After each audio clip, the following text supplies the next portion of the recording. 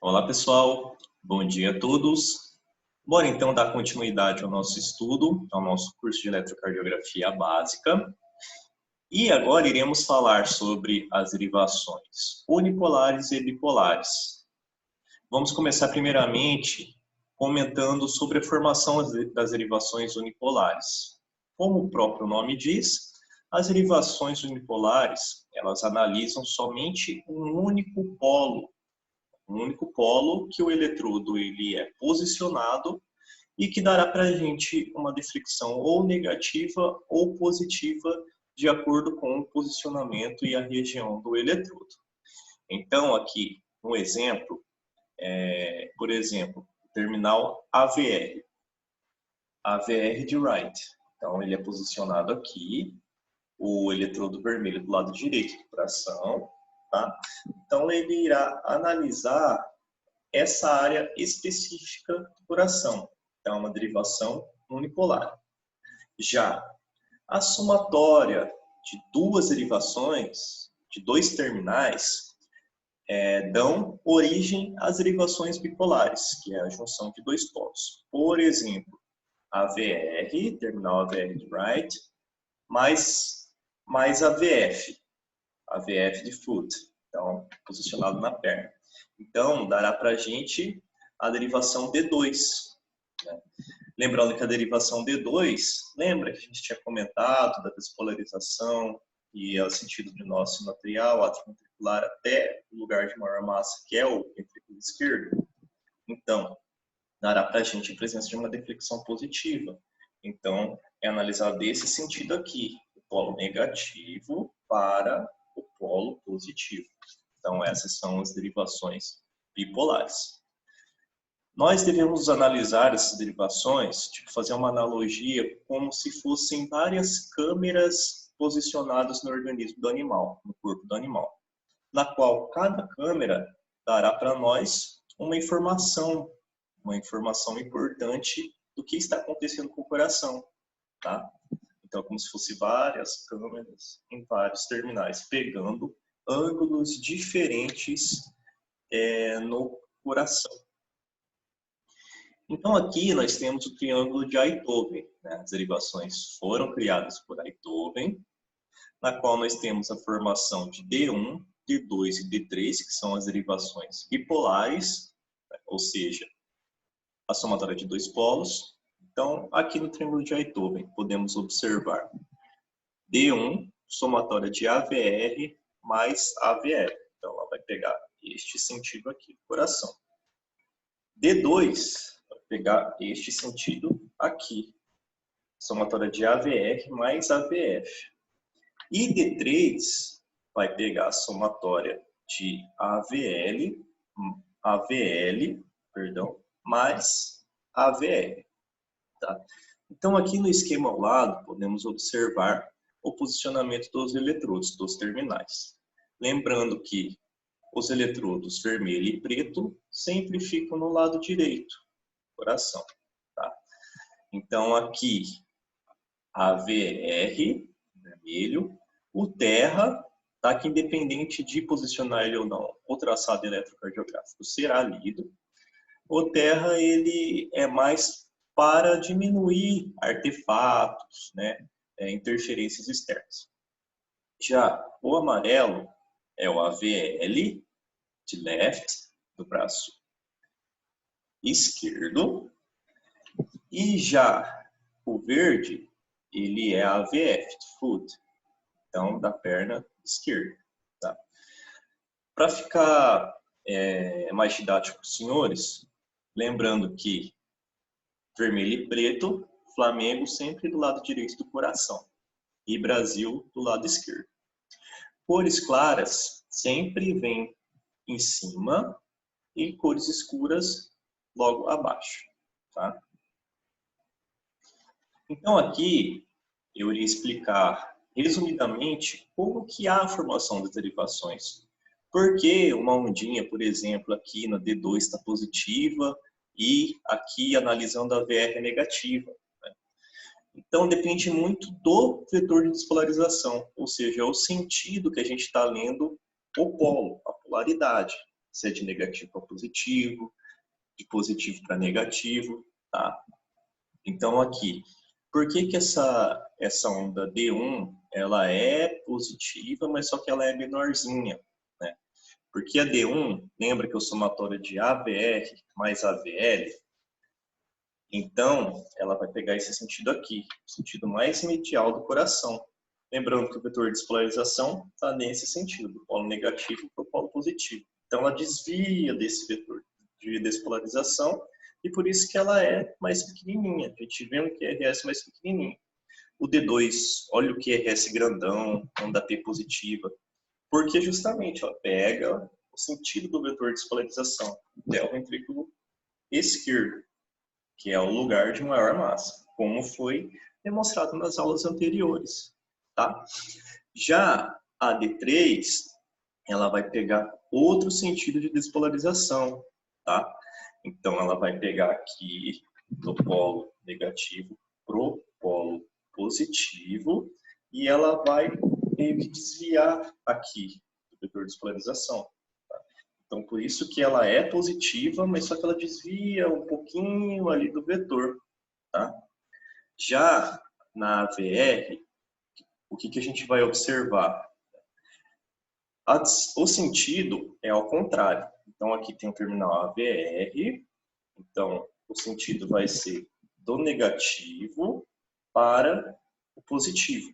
Então, por isso que dá esse QRS negativo. Da polaridade negativa para positiva. Então, primeiramente, vai vir uma deflexão negativa e depois uma deflexão positiva. Tá? O que seria isso de deflexão? Deflexão é se a ondinha está para cima, positiva, ou se ela está para baixo, negativa. Tá? Já a VL. A VL é a mesma coisa. Então, ela vai pegar o sentido ao contrário, negativo para positivo. Então, por isso que a deflexão aqui ela é negativa. A VF, lá no pé, como que vai ser feito? Ela vai pegar sentido contrário, negativo, para uma deflexão positiva. Então, a gente observa aqui um QRS positivo. Qual que é a importância do exame eletrocardiográfico na rotina de clínica de pequenos animais, procedimento cirúrgico? É um recurso auxiliar na detecção de sobrecargas. Por exemplo, pode indicar para a gente hipóxia do miocárdio, se a onda T está aumentada de tamanho, né? Distúrbios eletrolíticos também correlacionados com a onda T, aumento de intervalo QT também indica para a gente distúrbios eletrolíticos. E também pode demonstrar alterações endócrinas. Tá? Quando que a gente solicita um exame eletrocardiográfico? Assim, quando a gente suspeita que o animal ele tem uma arritmia que não é considerado sinusal, presença de sopros cardíacos, por mais leve que seja, o estadiamento, a classificação do sopro por si só não define a gravidade do quadro do animal. Então, tem anamnese, a gente pergunta ao proprietário se tem tosse, cansaço, se tem síncope, tá? Porque, por exemplo, causas não congestivas, como a cardiomiopatia dilatada, ela pode mostrar no animal um sopro de grau leve, porém, é uma causa que não é obstrutiva, né? Ou seja, é a deficiência ali, é a dilatação do ventrículo, que causa deficiência da contração e no relaxamento. Então, não vai demonstrar para a gente um sopro elevado, como, por exemplo, uma endocardiose de válvula mitral, né? Uma degeneração ali da válvula mitral, que é mais característico aquele sopro, né? de grande intensidade. E sinais de insuficiência cardíaca congestiva. Se o animal ele tem presença de síncope, de desmaio, se ele tem histórico de alguma cardiopatia, é bacana para a monitorização desse paciente, né, para aumentar a chance de sucesso no tratamento do mesmo. Como que a gente solicita exames complementares? né? De acordo com os achados da eletrocardiografia, pode-se indicar para a gente diversas alterações, sobrecargas, desvio de ramo, alterações de condução. Porém, a eletrocardiografia não é o exame mais eficaz, mais com sensibilidade, né, para você bater o martelo. Não, é um aumento de átrio esquerdo, é um aumento de ventrículo esquerdo. Não. A eletrocardiografia ela é utilizada juntamente com os exames complementares que irão avaliar melhor a parte mecânica do coração. Por exemplo, raio-x, que vai ver ali se há aumento da silhueta cardíaca, ultrassom, exame de ecocardiografia, que vê a parte mecânica, a gente vai ver o volume de ejeção do coração, o tamanho das válvulas, né? O tamanho ali da estrutura do coração, sua morfologia. Então, a eletrocardiografia ela dá mais indícios para a gente e o diagnóstico é mais da parte eletrofisiológica, tá? Acompanhamento de terapias medicamentosas, como, por exemplo, antiarrítmicos, né? Fármacos para tratamento de animais que têm cardiopatias que precisam de um acompanhamento prévio, procedimentos de pericardiocentese também, né, para a gente avaliar ali como está a frequência do coração, a monitorização é importantíssima. Implantação de marca-passo cardíaco. A parte emergencial também é importantíssima para a gente avaliar como está o ritmo do animal, se ele tem hipóxia de miocárdio, se não tem, tem bloqueio atrioventricular, não tem bloqueio, está com bradicardia, está descompensando, está diminuindo muito o débito cardíaco do animal, eu tenho que intervir com o fármaco para aumentar essa frequência cardíaca, para aumentar esse nootropismo, talvez eu precise entrar com uma dobutamina para aumentar o nootropismo. Como que a gente faz para obter a leitura do traçado eletrocardiográfico? Primeiramente, quando o animal ele chega, né, para o nosso consultório para a leitura do traçado eletrocardiográfico, a gente tem que pegar todas as informações, né, anamnese com o clínico, né, qual que é a queixa principal, você pega os dados, você anota tudo certinho, né, e você tem que avaliar o histórico corretamente. Fez uso de medicações que podem interferir na avaliação eletrocardiográfica, tá? Logo após essa avaliação, né, do exame físico completo, se há presença de sopro, se não há, vai lá no tórax do animal, ausculta válvula pulmonar, aórtica, mitral, tricúspide, compara com o pulso, esse pulso está forte, está fraco, está filiforme. É muito importante essa avaliação física para a triagem do cão cardiopata, tá? Para a gente linkar ali, juntar as informações junto com a eletrocardiografia. Então, é um exame, é um laudo que irá ser mais preciso e mais direcionado para a gente resolver o problema do animal.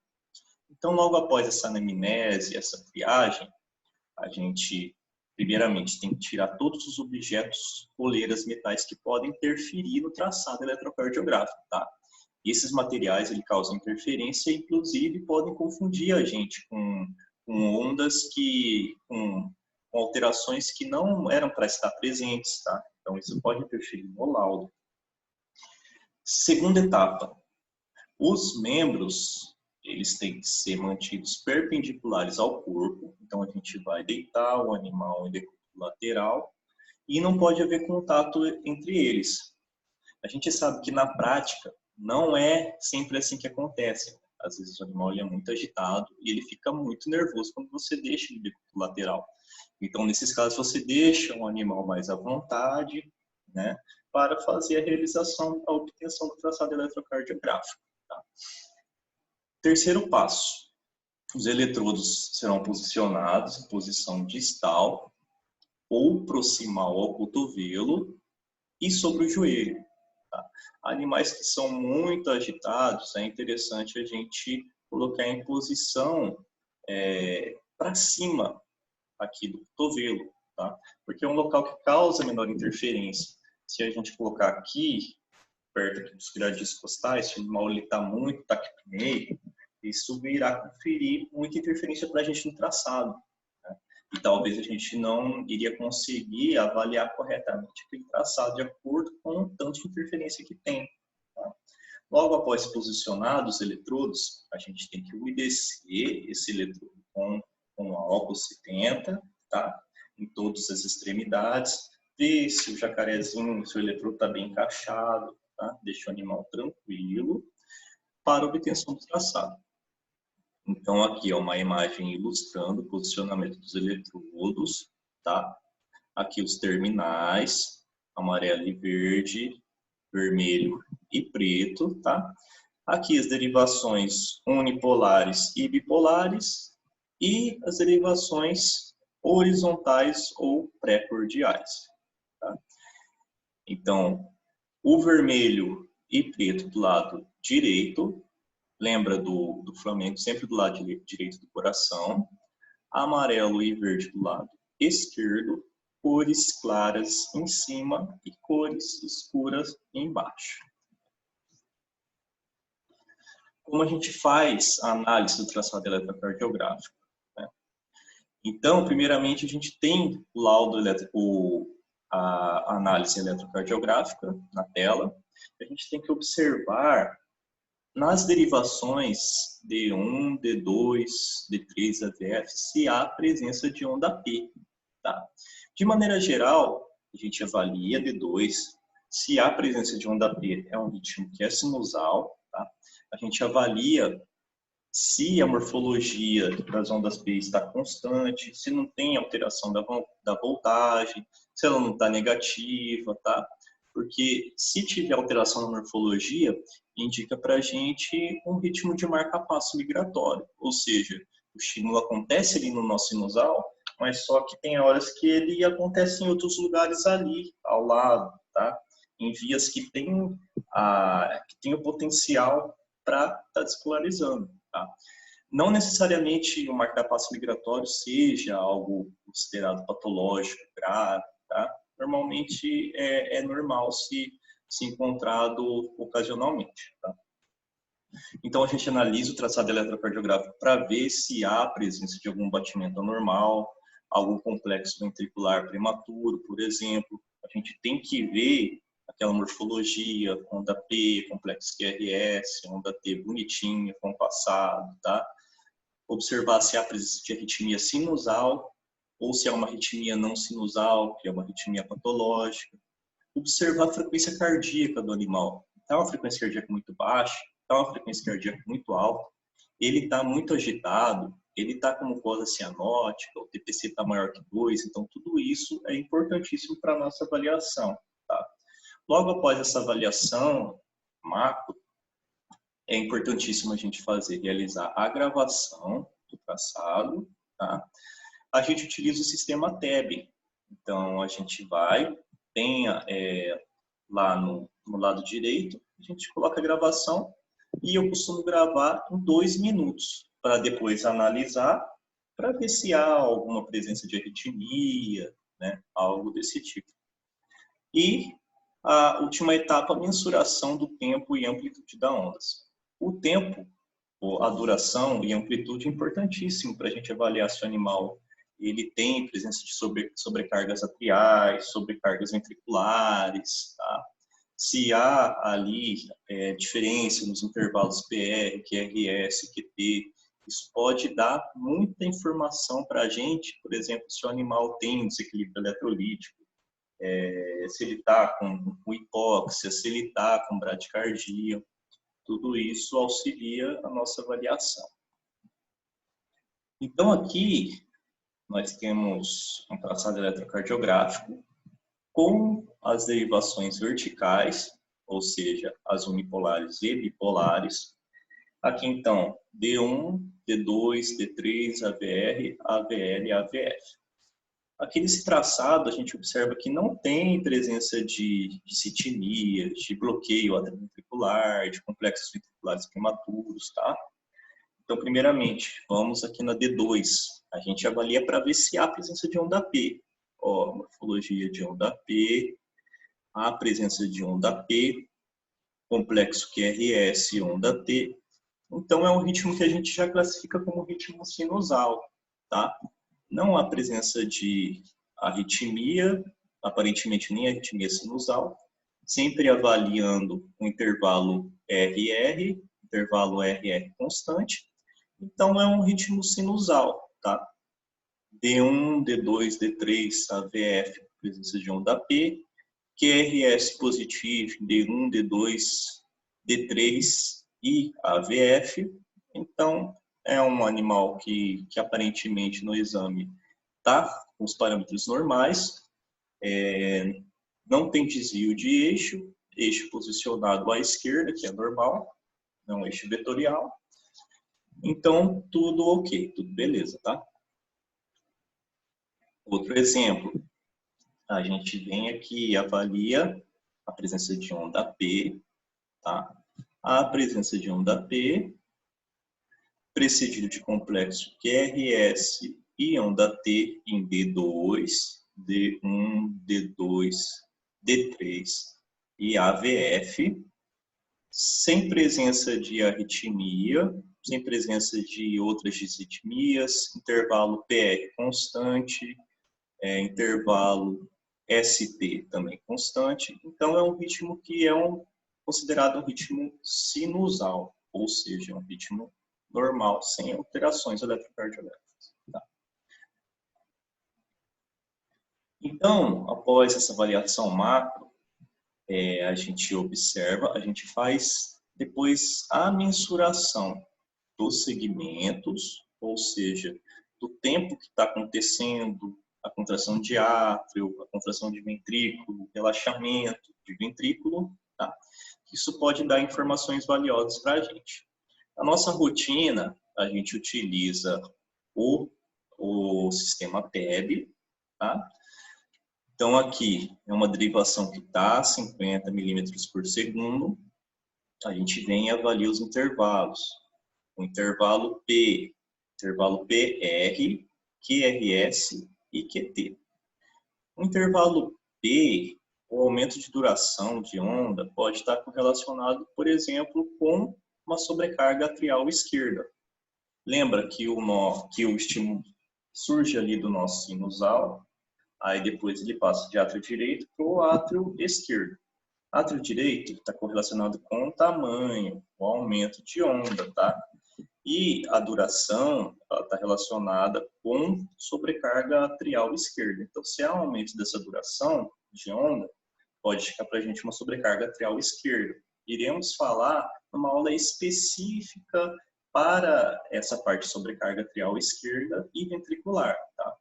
Mesma coisa, intervalo PR. A gente vem aqui, coloca no final da onda P a linha, aí aqui um pouco antes da onda R, tá? Aqui, na onda aqui, pertinho aqui da onda aqui.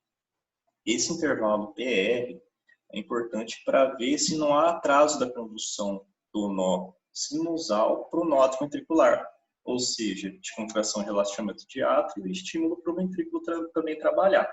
Se há um distanciamento entre esse intervalo PR, indica para a gente um bloqueio atrioventricular, ou seja, o estímulo do nó sinusal está demorando para vir aqui do nó atrioventricular, tá? Então, esse seria um bloqueio atrioventricular de primeiro grau, tá? A gente vem aqui e avalia também a duração do QRS, tá? A duração do QRS, ele, se está aumentado, pode indicar para a gente sobrecargas ventriculares, tá? Alterações, desvio de ramo, entre outras alterações que serão também abordadas em uma aula específica. E a gente vem aqui e também avalia o intervalo QT. Tá? O intervalo QT é importantíssimo para ver se o animal tem desequilíbrio eletrolítico, por exemplo, um caso de acidose metabólica, hipocalcemia, entre outros desequilíbrios eletrolíticos que podem aumentar esse intervalo QT ou até mesmo encurtar e causar um infradesnivelamento, tá? Por exemplo, uma hipocalemia pode causar essas alterações, tá? Aqui temos outro traçado eletrocardiográfico, tá? Vamos analisar ele? Então, primeiramente, vamos observar se há a presença de onda P. Tá? Em D2, vemos a presença de onda P, em seguida um complexo QRS e a onda T. Então, é um ritmo que é sinusal. Porém, olha o aumento do intervalo entre cada R. Ó. 1 quadrado, 2, 3, 4, 5, 6. Aqui tem 1, 2, 3, 4. E aqui só tem 3. Olha o espaçamento do intervalo RR. Então, é uma arritmia que a gente classifica como arritmia sinusal. D1, D2, D3, AVF positivo, tá? AVL, QRS negativo. Então, o animal tem somente uma arritmia do tipo sinusal. Então, aqui, como que é realizado a gravação do traçado eletrocardiográfico? A gente vai no botãozinho lá, aperta a gravação, e a gente grava a derivação D2, tá? Lembra a derivação D2, que pega nesse sentido aqui? Então, a derivação mais importante e a mais utilizada na rotina, seja de monitorização anestésica, tá? Ela é a mais importante para essa avaliação emergencial e a avaliação também eletrocardiográfica. É na derivação D2 que a gente pega também a mensuração das ondas e a amplitude também. Então, é realizada a gravação da onda e a gente observa para ver se há alguma alteração, né, alguma onda ectópica, algum bloqueio atrioventricular, tá? Aqui, no caso, nesse traçado, não observamos nenhuma alteração, a não ser uns pontos de arritmia, tá? Uma arritmia leve, que aumenta, tem uma pausa sinusal, tá? Mas só que isso é extremamente normal, é extremamente fisiológico, é fisiológico. Então, aqui a gente vem e logo em seguida a gente faz a mensuração de onda P. Ou seja, a gente vem aqui no final da linha de base e a gente mede a amplitude de onda P. Lembrando que a amplitude de onda P, uma onda P aumentada, pode ficar para a gente uma sobrecarga atrial direita. A amplitude de onda R, mesma coisa. A gente vem no final aqui do Q, da onda Q, e vai lá no final, no pico da onda R, tá? Se houver um aumento de onda R significativa, pode indicar para a gente desequilíbrio eletrolítico, como, por exemplo, uma hipoglicemia ou um aumento ventricular, uma sobrecarga ventricular, tá? Então, era isso que eu tinha para passar para os senhores nessa aula. Na próxima aula, abordaremos sobrecargas atriais ventriculares. Bons estudos e até a próxima.